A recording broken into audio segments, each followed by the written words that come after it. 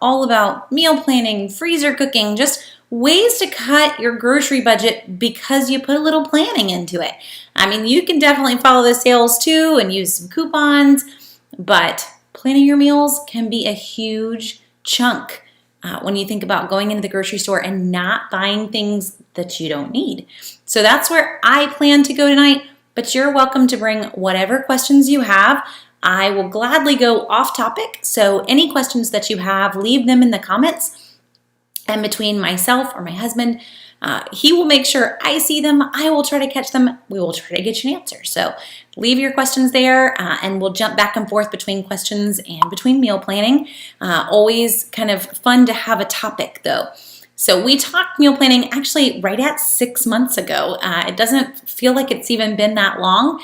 And it is a topic that we've done before. So I know for some of you guys who join me every Monday night, it may be old news, but sometimes the best part about covering meal planning in particular is when y'all share your tips in the comments. So if you have a meal that it is a favorite at your house, that's an easy meal to cook, any recipes that you want to share, that's always helpful for folks. So share the links to favorite recipes or even favorite things that you love to freeze. As we talk about freezer cooking, my favorite is freezer prepping. I'm not always putting meals in the freezer, but I am always putting pieces of meals in the freezer. So if I can get extra ground beef cooked and put up and extra shredded chicken cooked and put up, that always makes me feel like I'm winning at dinner, even though it's just an ingredient, but it took out one whole section of a meal the next time I need to turn around and cook. So anything like that, I love it when y'all share your tips just as well as me sharing mine. So go for it. If you have been covering this topic in the past with us and been doing it at home, I would love to hear some of the things that you're doing that make this even easier.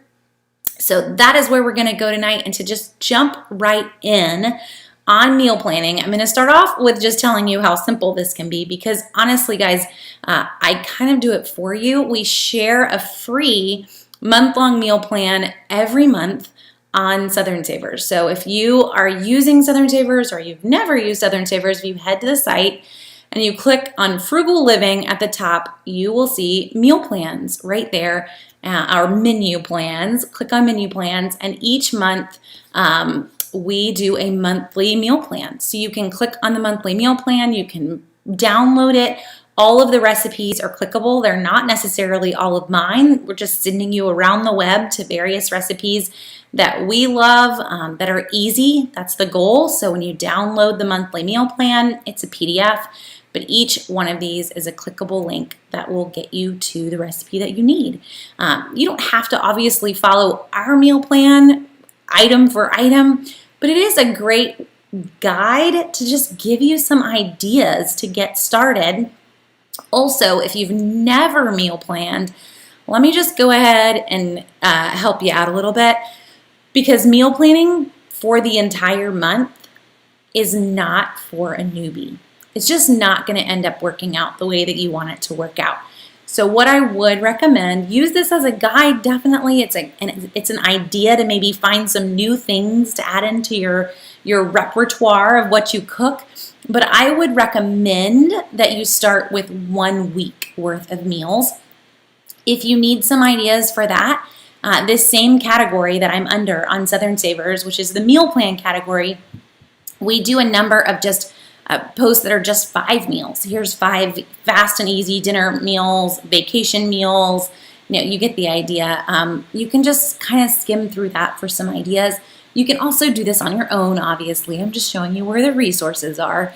But going and just starting for 1 week is where I would recommend that you start. And honestly, it's where I tend to be. So we make the month-long meal plan, and we definitely will, use it as a guide, but it doesn't always fit even in our plans of what we know that we're doing. Last week we went camping for a couple nights. Well, some of those meals aren't going to fit in perfectly with a camping trip. So I am a once a week meal planner, and I am usually just on a scrap piece of paper. We don't need anything fancy here. And I just map out what we're going to eat that night for the entree and the sides so that dinner is set. I do not meal plan our breakfasts and our lunches. Now, I've seen some bloggers who do that. Guys, I think that some of that, it's great if that's how you want a meal plan, but breakfast around here is a fend for yourself kind of meal. You know what your options are. You can make some cinnamon toast. You can make cereal. You can grab some yogurt. We don't do a big breakfast, so meal planning out a breakfast would really just be me trying to make it look fancy, but we don't do fancy breakfast. So breakfast is not part of the meal plan. Lunch for us is generally leftovers or sandwiches, and that has always been the case. So when you get back into school mode and you're packing lunches, we homeschool. I was counting out the years on my fingers as I drove home today. We're starting our 11th year of homeschooling. So this is how we've always been for lunches. And it is also kind of a fend for yourself. Open up the fridge and you know what your options are. The kids will make a sandwich. They'll grab a can of soup. Usually they know to share it with another kid. They know they can't eat the whole can of soup, so they'll go about the house trying to find someone to share that meal with them. But I don't meal plan lunches for that either. I just make sure that we have those items on hand. So my focus is on dinner. The dinner plans are set for the week. So just 1 week at a time. Again, back to that. Now that I've mapped out what we don't do, 1 week at a time, keeping it simple for yourself, because something is going to come in and throw a little, a wrench in your plans that you weren't expecting. And possibly not during pandemic time because you're not going places and your kids aren't all over town. But in normal time, when you've got sports and you've got all sorts of other things happening, that can throw a kink in the plan. And you kind of need to plan around that. So that's why 1 week at a time is it's a more doable plan, definitely if you're first getting started. Just to show you this again, in case you're curious, for dinner tonight, we had a go-to. I think it's one of my favorite meals, really. Lipton onion soup burgers, rice, and black-eyed peas. Very simple meals. Rice around here is usually 3 nights a week, if not more. I would eat it every day. I love rice. Some of my children, not so much. But you know what? If you're the cook, you get to cook it. So super simple. Tomorrow is going to be kind of a clean out the freezer a little bit. We've got a lot of chicken wings and a lot of French fries hanging around. So I don't know. Maybe we're going to find some kind of sports game to watch and call it sports food for the night. Wednesday, baked salmon, spinach strawberry salad, roasted sweet potatoes. Thursday, we're going to go for a homemade stir fry. And Friday is make your own pizza, which we've even turned into an acronym. I wrote it out just for you guys to try to make it look nicer today. But usually on our meal plan, it says MyOp. And my kids think that that's fun, that it even has a little acronym. Friday is usually pizza night for us if we're home. So that's our plan. Saturday, leftover night. And that is usually what Saturdays are around here. You should have a leftover night in your plan because we don't want to waste the food. We want to eat it. If you're not eating it up for lunches, then you need to have a night that is set aside to eat it for dinner, or get creative and find a new way to use your leftovers into a different meal. Great, but doesn't always work. So have a leftover night is by far the easiest way to handle just everything that's in the fridge. So that is a look at this week's meal plan for us, but very basic meals. So some tips in that. If you're just getting started, I would encourage you to just get out a sheet of paper, blank sheet of paper, and just make a list of the meals that you regularly cook. We're not assigning these to days. We're not starting a meal plan.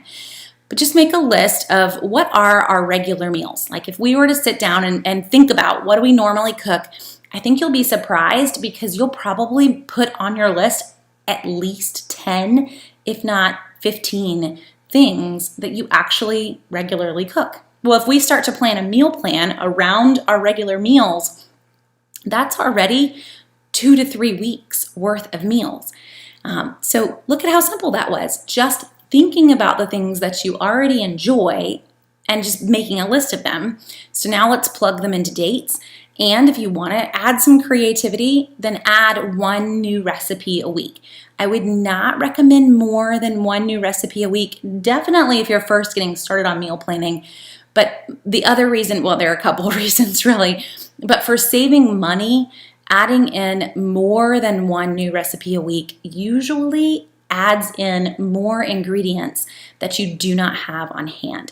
And so if I'm going about trying to add in a lot of new recipes, then I'm really adding a lot more to my grocery list of things that probably aren't on sale.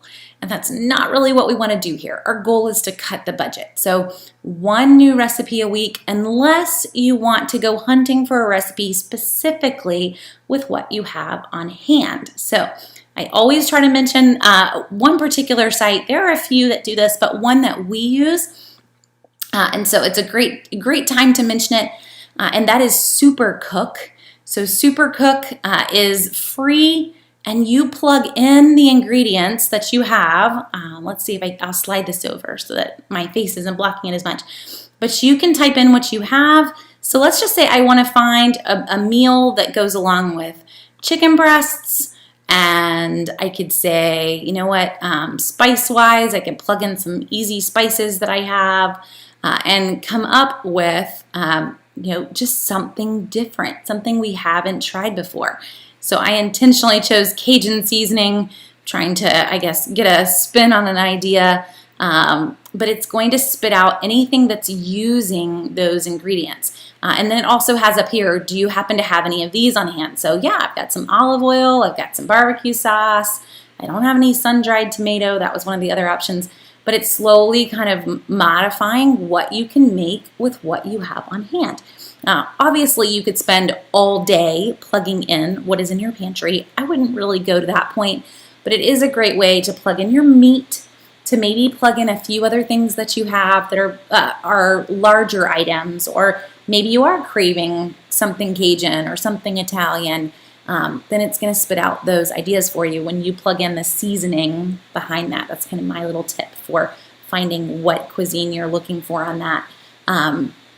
So it's giving me 70 meal options. All of these are direct links to the recipes on various websites around the internet. So you're not kind of all getting stuck to one particular website over and over again. You're going to get some variety, and it's a fun way to do that, a fun way to work around what you have and add something new to your meal plan. Because again, when we add something new and it's not something we have, you are going to pay kind of top dollar for those items. Our goal is to buy it when it's on sale. We talked about that last week, not because we need it, but because it's on sale. And so then we're trying to work around those sales, and that Supercook, which is the website I just showed you, is a great resource to do that with. And there are some other apps that do it as well. Just be careful, because some of the ones that are out there are not free. So let's not pay for something that is free. We don't need to do that. Use a free resource if you're going to go hunting, for sure. That's the goal here, right? Not spending any money. Hopefully, just between listing out the favorites that you already regularly cook and then adding in 1 new recipe a week, you're going to be able to easily fill 1 week, if not 3 or 4 weeks, without a lot of thought. Now, in the past, when we have covered meal planning, I've always had someone ask, what about folks who can't cook? So if that is you, if not being able to cook at all is an issue, I would actually recommend that let's start really small with really, in a sense, kind of simple meals that are still delicious. And YouTube can be your friend. I know that with YouTube's help, if you can't cook at all, you could probably turn out some spaghetti. Even opening a jar of spaghetti sauce, warming it up, and pouring it on top of noodles. All you gotta do is cook noodles. But there are a number of pretty simple meals that you could start with, and then branch out once you get a little bit more confidence building up in the kitchen. Maybe you go breakfast for dinner and you cook some eggs, and you got spaghetti the next night, and you get the idea. Just starting simple. So don't get overwhelmed, obviously. You know where your limits are in the kitchen, and start with what you can handle, and then build on as you get braver. They're all things that, that a lot of us have never tried before. I think maybe 3 times in my life have I cooked a whole chicken, But every time I do it, I'm like, I succeeded. It turned out okay. Every time I'm pulling up a recipe to remind me how to do it, how to season it, because I don't do it that often. But it's doable. Even if YouTube has to be there to help you, it's doable. Just try it, and you might be kind of surprised and a little proud of yourself for jumping in there and trying it too. Okay, let me jump to some questions. Angelica says that she's having issues at CVS. Did they change their Extra Care Bucks plan? They're now not appearing right after the first transaction. It takes a few days in the app. So I hadn't seen any changes. It should show up for you almost right after that transaction. The only thing that does take time is their Beauty Club rewards. So if you're earning Extra Care Bucks and you have earned Beauty Club rewards, those will take sometimes 48 hours to show up. But in terms of the ones that you earn in the store, they will be in the app or in your account right away. So if for some reason your app is not updating, what I would recommend is that you just close the app. And I don't mean like a soft close, but like a full swipe and close the app fully and then reopen the app. And that will usually trigger it if you're not seeing them. Or it might seem crazy, but actually not using the app, instead pulling up CVS's website on their phone and logging into the website, and that will show your Extra Care Bucks currently as well. So hopefully if you're in the store and that happens again, one of those two things will work for you. So Stacy says, my kids are older and working, and they eat out sometimes or take something with them, and me and my husband are the only ones at home for supper. So when you are cooking, you're trying to not overcook. I have to say there are lots of times lately that I've been thinking about that for us, Stacy. Tonight, 2 of my kiddos are out babysitting, and so I had to fix dinner for 5 people instead of 7, and we ended up with a lot of leftovers. Now, if they don't end up getting fed, they may be very happy at that when they come home from babysitting, but I'm going to have to relearn kind of cooking for a smaller crowd. So she says she tries to go for the instant meals or fresh packs. So what I would recommend really for you, Stacy, is that you may actually kind of send yourself back to cooking school. And I know this seems kind of crazy, but Googling for a little bit, serving sizes. So most of us are used to what we know that we eat, and we know what our whole family can eat, but we don't really think about a meal in terms of how much should this actually be on each person's plate. So in a sense, you can consider this, you're going on like a health kick, because you're going to actually look up the correct serving size. And please, I don't want to know what the correct serving size is for rice, because I know that I ate more than I was supposed to have tonight. I love rice. But looking up those correct serving sizes and trying for even a week, Stacy, trying to cook based on those serving sizes just for you and your husband. Now, your husband may be like, honey, I'm starving. But it's going to help you get an idea of, okay, I cooked specifically for 2 people using these these recommended serving sizes for rice and for spaghetti and whatever else. And then you can kind of tailor that. Maybe that wasn't enough, so you go ahead and you cook for a third. But I think that would help you relearn some of those sizes a little bit better than just kind of eyeballing it and then never feeling like you did it the right way. So SP Marsh, you are not the first person to ask me about this one. So what do I think about this $40 spend on the Extra Care Buck deal this week at CVS and get a 10? So it's a spend 40 and get 10, where we normally see a spend 30 and get 10. So this is my thought on this. We have seen this deal before. It's not the first time, and it was long before COVID pandemicness. So I would like to hope that this is really just we're kind of in the doldrums of August. It's not a big sale time for a lot of the things that we grab in CVS. And so their sales tend to be slower. August and September tend to be kind of, in a sense, when it comes to sales, kind of boring months. We see some deals on food. We don't see great deals on food. We're in between when everything's going to kick up for the fall and the beginning of summer. when everything was kicking up because kids are home, or that's their theory. So that's really what I would like to think that we're sitting in. I don't know that I'm going to say it's going to become a CVS trend, but we will see where they're going. In terms of deals, it is lined up with the exact sale that is running in Target this week. And so I think some of that might be it too, because that it's a $10 gift card when you buy $40 in Target. It's a $10 extra care buck when you buy $40 in CVS. And those sales, most of them are P&G. P&G in Target is pushing it hard, and P&G in CVS. So it's really the brands that are pushing that more than the stores. And just kind of to remind yourself, take a deep breath. Don't get too worried yet. But all extra care bucks are funded by the brands and not by the store.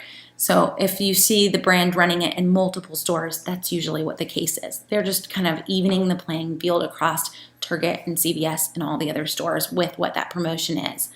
Diana, have I found a replacement for Zaycon or have other options for bulk buying for people without a business? So there is something similar to Zaycon that has started out on the West Coast, Diana. I'm fairly certain that its name is Savory Butcher. So far, to my knowledge, it has come to Atlanta one time, and that's the only time that it's come to the Southeast. There are a few people that actually used to be part of Zaycon, and when Zaycon fell apart, they knew all the back end, and so they took the connections with the suppliers, and they're creating their own company, but they're doing it slowly so that they can manage everything that's going on with that. So I don't know when we're going to see it in the Southeast, and that doesn't really help you very much, but you can look that one up if you want. Let them know you're interested. So it's the Savory Butcher, it tastes great kind of in terms of the name. Look that one up. I know they're on Facebook. I'm pretty sure they have a website too. And that would be the only other option that's out there that is similar to Zaycon. Another option, if you have it in your area, is to actually look up chicken processing plants. So Tyson has plants all over North Georgia. House of Rayford Chicken they're in our area. They're in other areas around South Carolina and North Carolina. And seeing if they do direct sales. A lot of them do. And that could help you too if you cannot find a restaurant supply store, which is where we go for all of our meat. Okay, and I will warn you guys, I'm going to try really hard to stay up on comments, but my husband just had to go run out to pick up the two people who are babysitting. They're babysitting for our neighbors, so he won't be gone long, but it's his help that always helps me to make sure I don't miss comments. Okay. To jump back in on freezer cooking and meal planning, seeing lots of folks kind of recommendation on freezing whatnot. Wendy says she froze eggs during the height of the pandemic. It does work. I'm glad you tried it, Wendy. There really isn't anything that I kind of feel like you can't freeze. Everything can be stuck in the freezer. And so in terms of freezer cooking and freezer prepping, that's really the biggest thing I wanted to mention. So when you are cooking a meal, like Stacy, for example, you feel like you're cooking too much. Taking a meal and double cooking is one of the things I love to do. If I'm making a casserole, making two. I've already taken the time to get all the ingredients out. I might as well make two, and freezing the second one. But you can always freeze your leftovers. It's not going to hurt it. It's going to be just fine. And so we will do that a lot. If I can make a pan of chicken enchiladas or chicken and rice casserole, we made soup yesterday. I felt very little house on the prairie, but our Sunday lunch was rooster noodle soup because in all of the new chickens that we got in March, we got a rooster, and he was great. We didn't really care that he was waking us up until he started to attack the children when they went out to get eggs, and you can't really do that. So we dealt with it, and that was, I say we, I did not deal with it. I did not have anything to do with that part of it, but we did turn it into chicken noodle soup and ate it. And this was big. That's very little house on the prairie in my book. But you know what? We conquered that one. And in all of our time of having chickens, we've not really done that very much. We just get eggs and enjoy our eggs. But that said, it made so much that it's super easy to put up 2 big things in the freezer. So we've already cooked the meal. We have a lot of leftovers. Very easy to stick it in the freezer. So really fast on that one.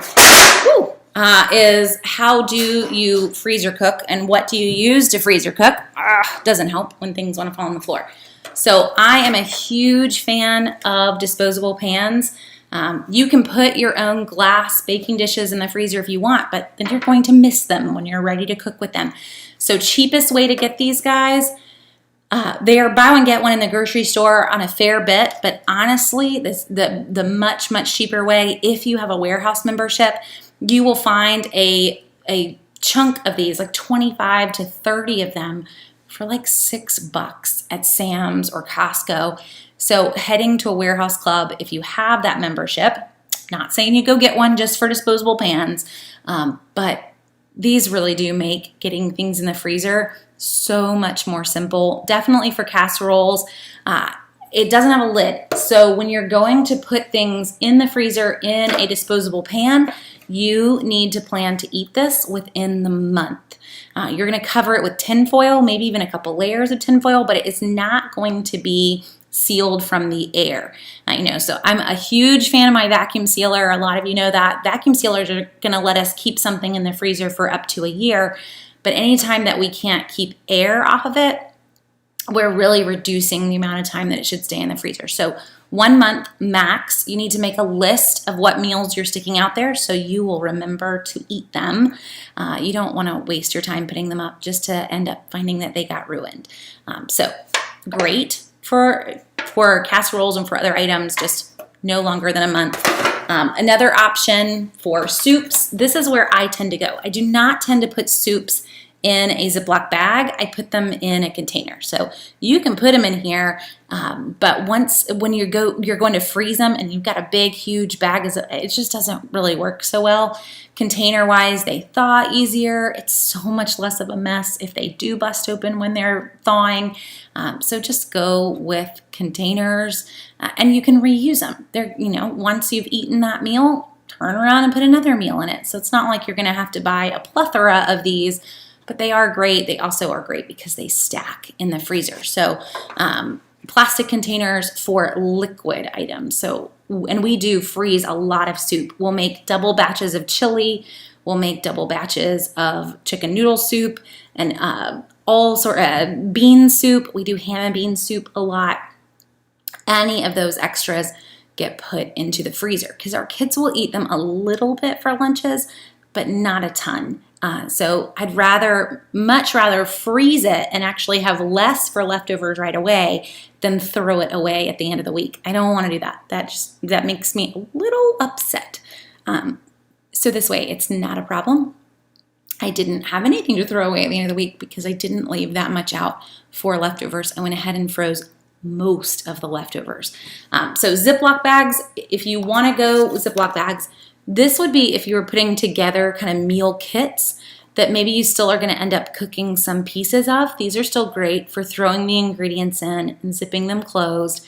I just don't tend to use them for us for meals very often because I'm cooking a meal for 7 people. So once I get all of that in this Ziploc bag, it's really full. So we tend to be more on the disposable pans and the containers. But if you're putting together, even if it's just some sides or a smaller meal for 2 or 3 people, then big freezer bags would work too. Ziploc freezer bags, no more than 6 weeks in the freezer. I don't care what you're putting in it. If you're using it for meat, no more than 6 weeks. If you're using it if you're using like a vacuum sealer, again, up to a year. But when we're looking at Ziploc bags, 6 weeks. So I hate to break it to you. If you don't have a vacuum sealer, that one it's a big help for sure. And Deborah says, I just learned about freezing stuff flat because it stores easier and it thaws faster. Yes, so even for us when we vacuum seal, Deborah, so we just put up a bunch of hamburger And even then, I'm vacuum sealing the hamburger, but when we're done vacuum sealing it, we still are smushing it flat so that it's going into the freezer, not this flat, but it's going into the freezer almost like a square versus being still in kind of a ball. When we buy our hamburger, it comes in those big tubes. We're buying it in bulk. So I'm cutting it and it almost looks like the size of a hockey puck, but I don't want to put it in the freezer like that. I want to put it in flat so that I can just stack one right on top of the other all the way up until the top of the shelf. And I'm not dealing with this cascading falling out of hamburger. Anyone else been in that boat where you pull out one thing of meat and then all the rest of the meat's falling out at you? As flat as you can get it is going to make your life much, much easier. And then Lynn's saying she makes 4 pounds of meatballs at a time and freezes them on a cookie sheet and then puts them in freezer baggies, which is perfect. We will do that sometimes too with some of our vegetables and fruits, spreading them out, letting them freeze. They may still be a little wet, and that way they don't freeze all together in a clump, and then putting them into a bag. Another one, if you're freezing items, we'll get the big things of chicken broth, like the 32-ounce containers of chicken broth, but sometimes the recipe doesn't call for 32 ounces. That's all I've got around the house.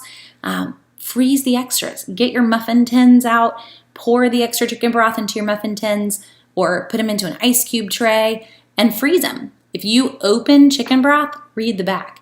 It's only good for 24 hours once you open a container, even in the fridge. Shouldn't be left very long in your fridge. And the odds of you needing chicken broth for tomorrow night's dinner is pretty slim. So just freeze it. Don't even stick it in the fridge.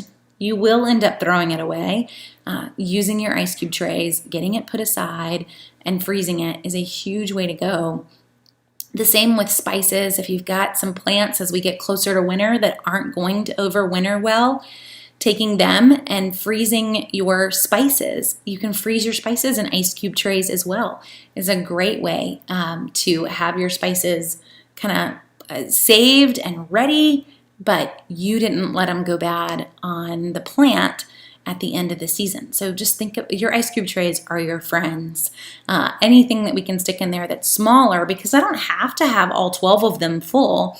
I can freeze what I need, and then tomorrow they're frozen, and pop them out and put them in a Ziploc bag to use some other time. Okay, off topic, Stacy says, it's odd that I haven't had any, is it odd that I haven't had any CRTs, I think that's what they're called, in your CVS app in 2 weeks? You have manufacturer's coupons, but no store coupons.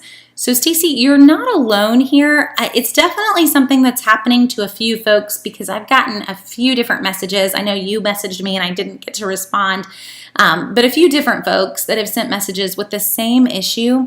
I'm not sure why. I really don't know what CVS is changing up in their system, but I do know we can go very old school here, and a solution that worked, 10 years ago when they first started rolling out store coupons being loaded to your card was if your card was no longer giving coupons, that it was kind of time to get a new card.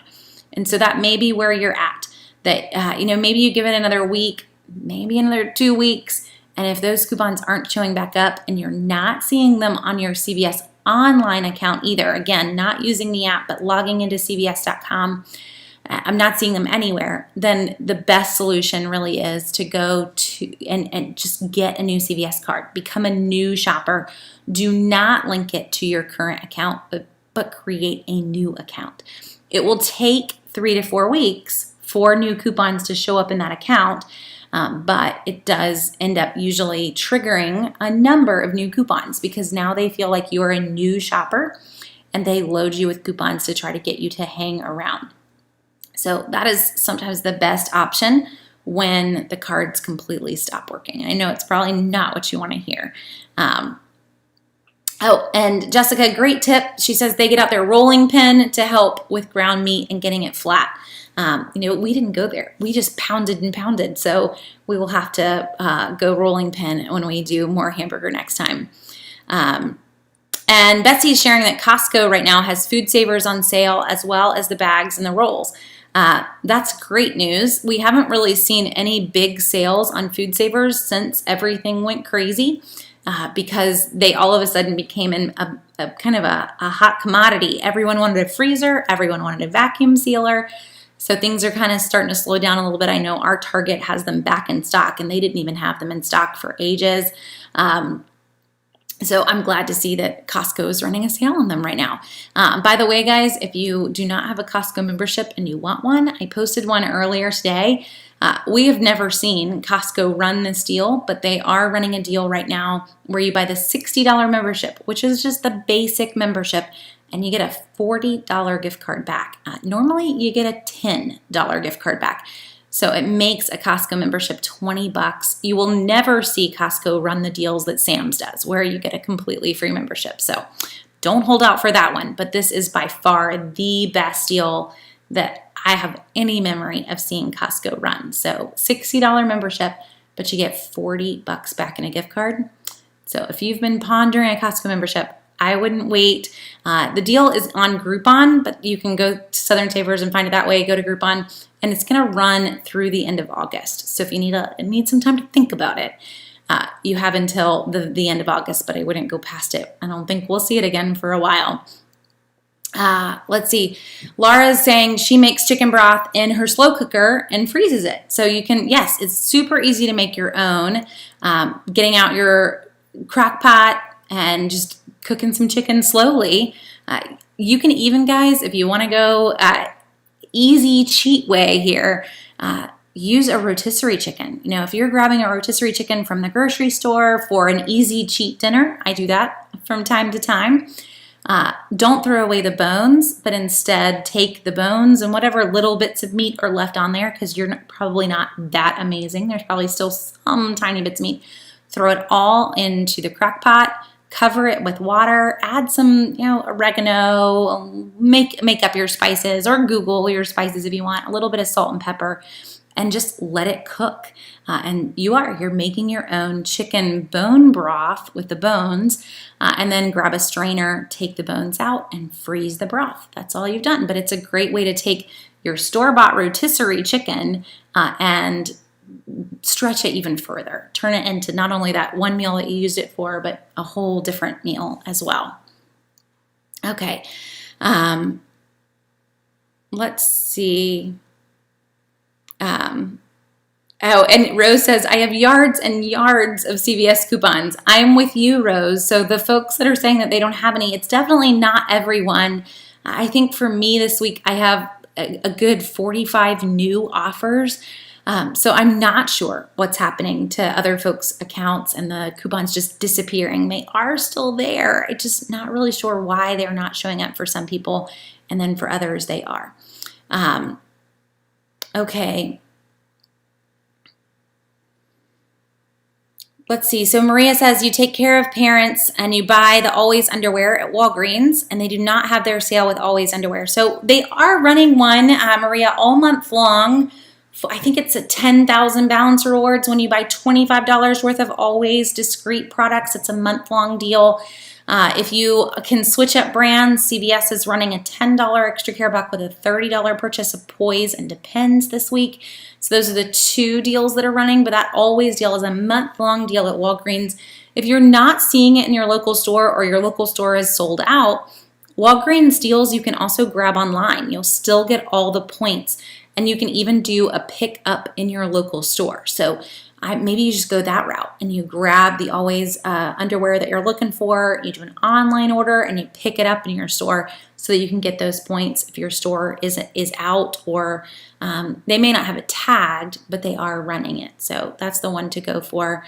And Nadine, great question. The Costco deal that I mentioned that I posted earlier today, it is for anyone that is a new member, or if your membership expired before April 1st of 2020, which isn't, normally they'll say your membership needs to have been expired for over 6 months. That's actually only 4 months. Don't tell them.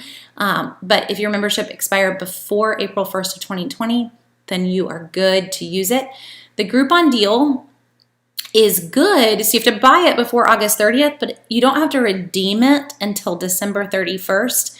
But I don't think that expiration date is going to change. So if you think, you know what, I'll wait and I'll redeem this in December, I think it's still going to be for a membership that was good up until I'm losing my words, up until April 1st. So I would not try to stretch that one, but hopefully that'll work for you. And yes, Christine, I am going to do a drugstore video, so I'm trying to just get in the habit to where it's memorable for me and for you of every Tuesday at 2. It just, it just flows. So Mondays at 8:30 and Tuesdays at 2 for drugstores is the plan. Okay, so to jump back in, and Carol, great question. Can I use a toothbrush coupon on children's products? You never see just for children. So we do for a few brands. We've seen for Colgate, they don't necessarily care unless they have it worded out in their exceptions. You're good to use it for the kids. For Crest, they're usually going to say excludes kids, but we do see Crest Kids coupons from time to time. So hopefully that helps you. It's really brand specific there, but Colgate is really good at listing out what they want to exclude. And if there are no exclusions, go for it. And Crest, you're going to have to wait for that specific one. Okay, let's jump back in to meal planning a little bit more. So we hit all the basics on how to get your meal plan set up. Supercook for finding recipes based on what you have on hand. So a few other tips as you're planning out what you are going to eat.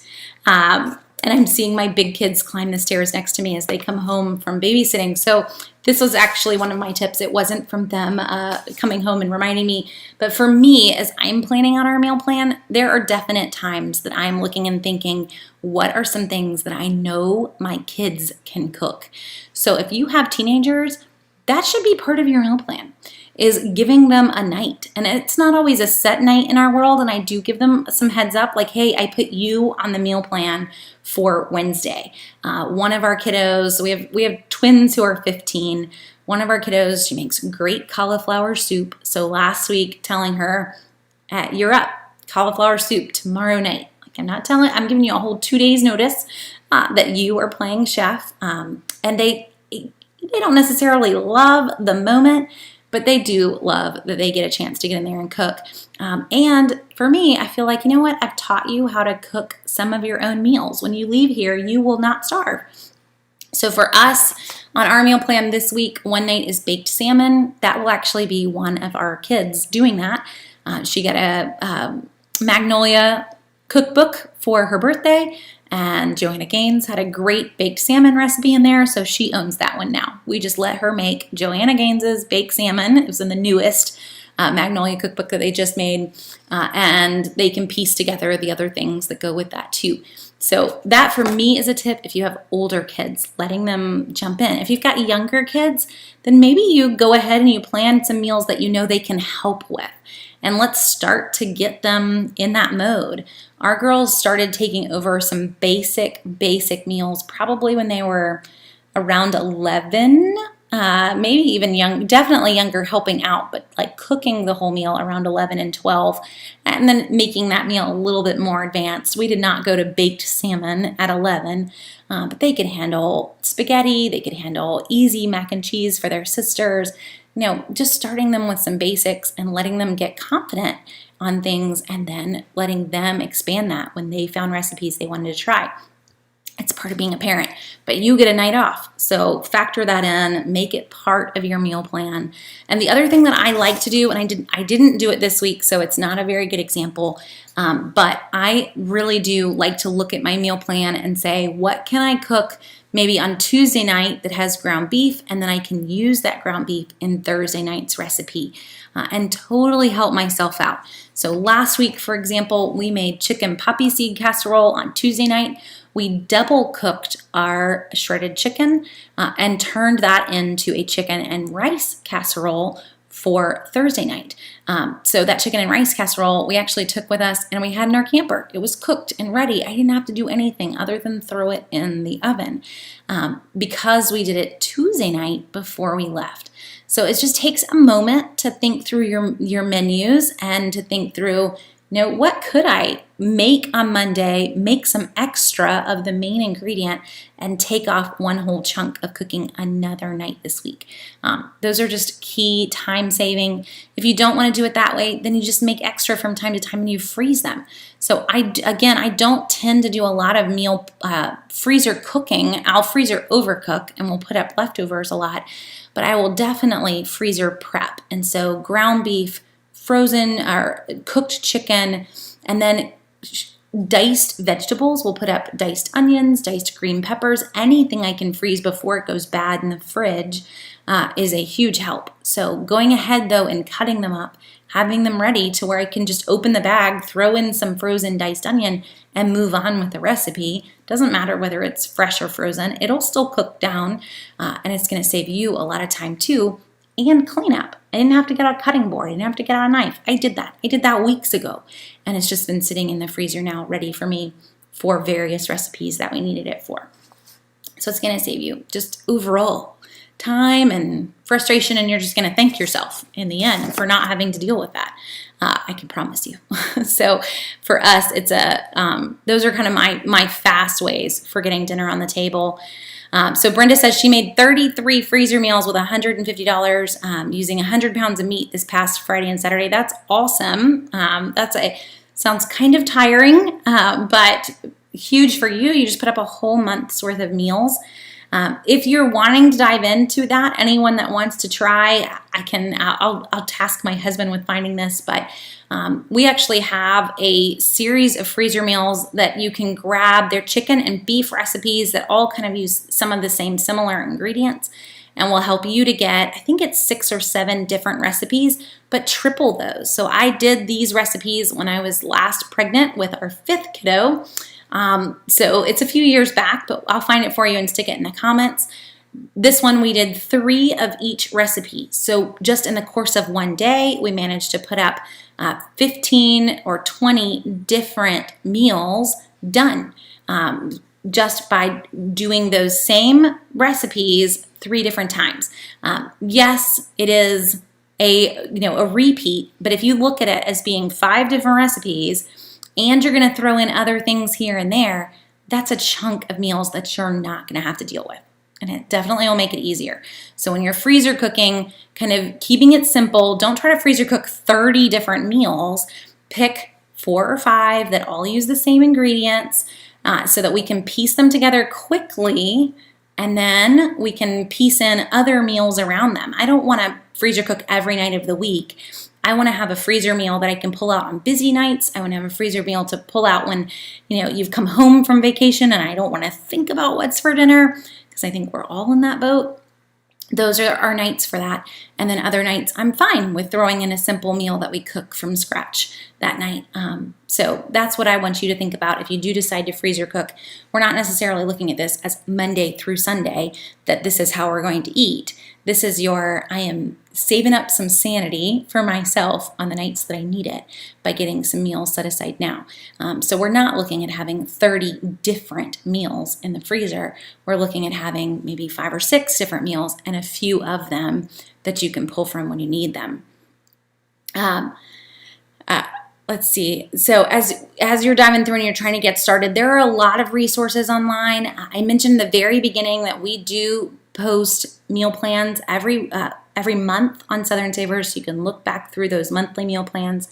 But we also have a number of week-long meal plans too. If you're just getting started and you're just getting started on couponing, then I would encourage you to look at the weekly ad for your store, and let's try to base our meals off of what is on sale right now in this store. So I've got a weekly ad and ground beef is on sale and I can get a pretty good price on chicken. I can make a number of meals just with some ground beef and chicken. But if only one thing is on sale, let's try to go with the one that is the most basic, that would make the most number of meals with it. And also consider for your first few weeks as you're getting started, a few meatless meals. Let's cook some bean soup. Let's cook breakfast for dinner and use eggs. So you can get creative as you're building your pantry and trying to grab things that are on sale and stock up on those sale items like we talked about last week, without having all of those sale ads behind you. You've only been doing this for 1 or 2 weeks.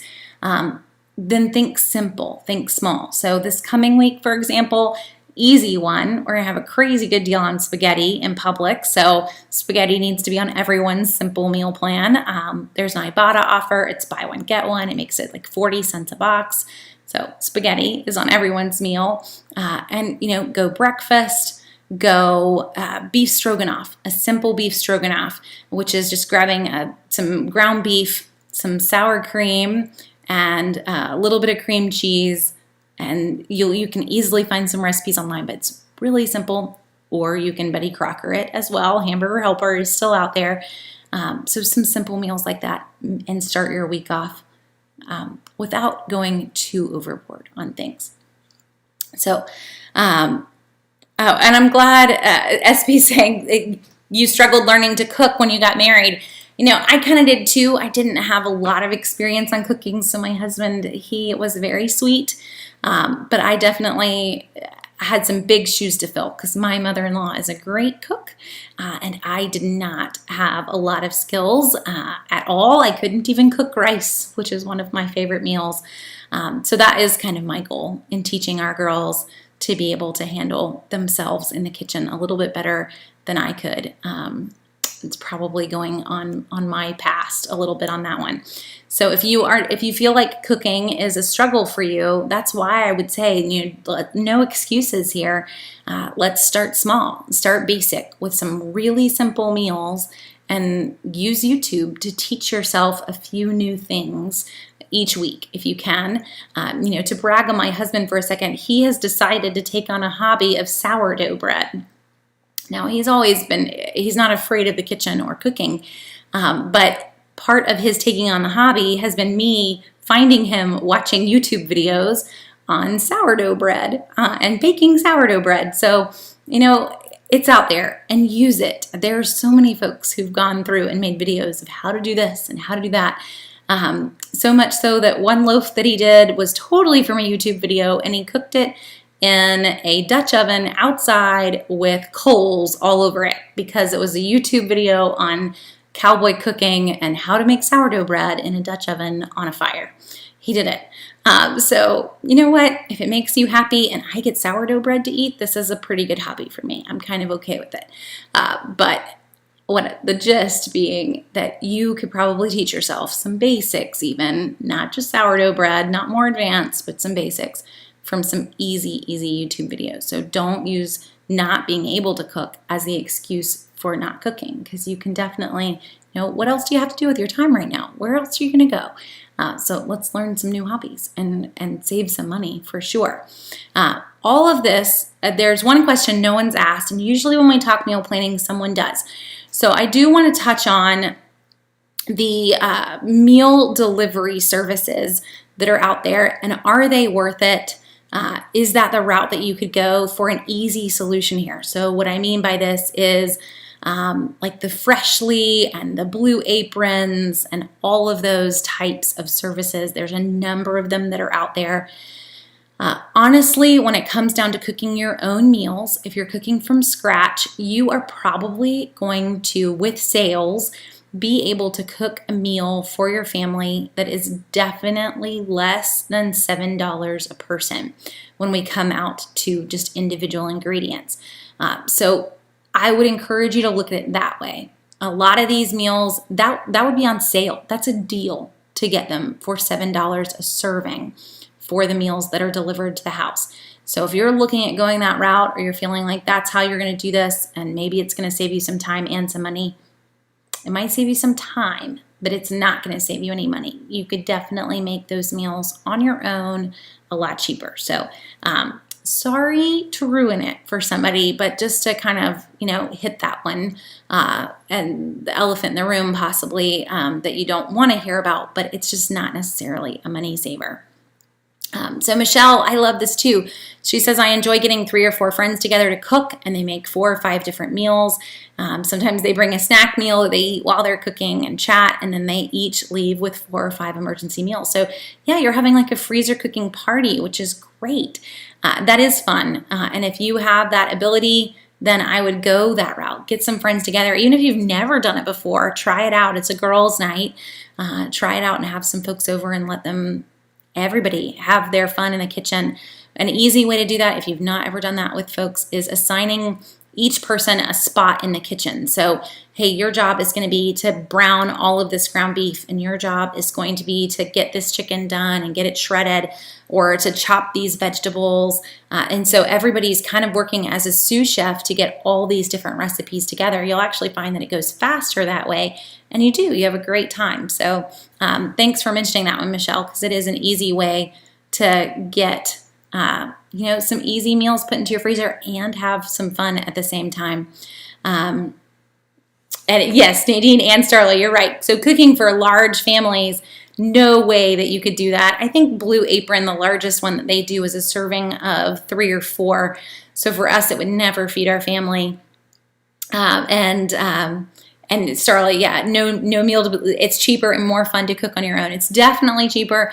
And for some folks, I will confess, for some folks, it's not more fun. There are definitely times that I would love to not have to clean the kitchen. But I don't know if you guys have seen the meme that is out there that you will always have to clean the kitchen. Even if you order takeout, you always have to clean the kitchen. And it really is true in life. So even if you order a meal delivery kit, you're still going to have to clean the kitchen. You're not going to get out of that one. Oh, and Lynn, can I share what I'm doing with tomatoes coming out of the garden? So for us, we do tend to can them. We have a pressure canner. You can also do this just in a pot on your stove.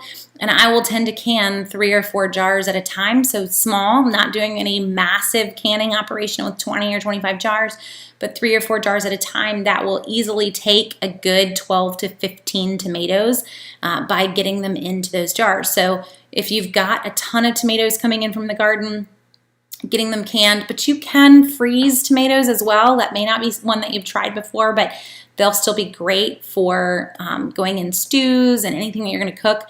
You're not going to eat a canned tomato raw anyway. You're going to still use it for something that you would cook in. It's the same for one that you would freeze. Most of the things from our garden end up getting put up in the freezer. The tomatoes are really the only thing that we'll end up canning, and occasionally pickles.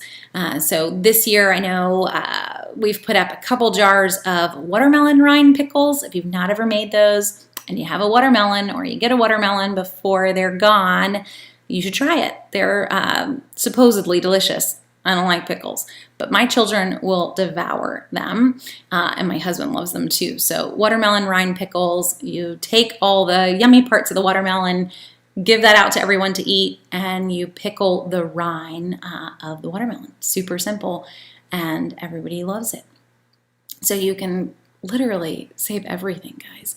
I know other folks like to pickle okra and whatnot. There are some things in life that should only be eaten one way. And in my book, okra is to be fried. So in our house, that's one that it goes and gets put up in the freezer, already covered in cornmeal, chopped and ready to go for fried okra. But everything else in our garden gets just chopped and put up to be used however we want in future meals, except okra. And I think my husband knows that I would lose my mind if he tried to pickle some. It is just meant for fried okra. Sorry, guys. Sorry if you love pickled okra. Fried okra is my favorite food. So hopefully that helps you, Lynn. We're mostly canning on our tomatoes. Okay, I think that I've caught everybody's questions. We've shared a lot. You guys shared some great tips. Ginger sharing that they had pinto beans and stewed potatoes and fried cabbage and cornbread. And then you'll turn around and you'll eat all of that again tomorrow. Just anytime that you guys are sharing what you're eating and your recipes that you're using, it always helps folks out. So as you are going through, if you're watching after the fact, scroll through the comments on Facebook, look at the recipes that folks mentioned, head over to Southern Savers, look at the meal plans that we posted.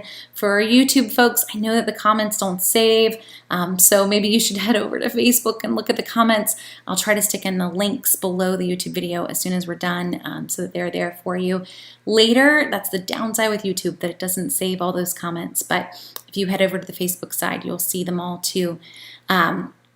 So I'm going to go ahead and end it there. I'll be back on tomorrow with all of the drugstore deals that are running in Walgreens and CVS this week. And there are some fun ones, free toothpaste in Walgreens, which I know is a normal, but it's always a fun one. Then I do plan on actually being on Wednesday with all the deals that we got in the grocery store this week. So I'll see you a few more times this week. So next week we are going to talk, we can go wherever the questions take us, but in particular, folks have asked me to do one we have not done in a while, which is saving on babies, and to talk about diaper deals and baby food deals and everything else that we can for babies. So I know that one's really, really specific for folks. If you're not in baby mode, I would still encourage you to join in and share some of the ways that you saved when you were in baby mode, if you've moved past that, and to help other folks out. If you know anyone that's expecting, tell them to tune in with us next Monday night too for that one. So same time, same place, 8:30 next Monday night. So hopefully this helps you guys jump in, get some ideas for meal planning, get started. Just 1 week, just get started for 1 week, see what you can knock out. So thanks for joining me, and I will talk to you again soon.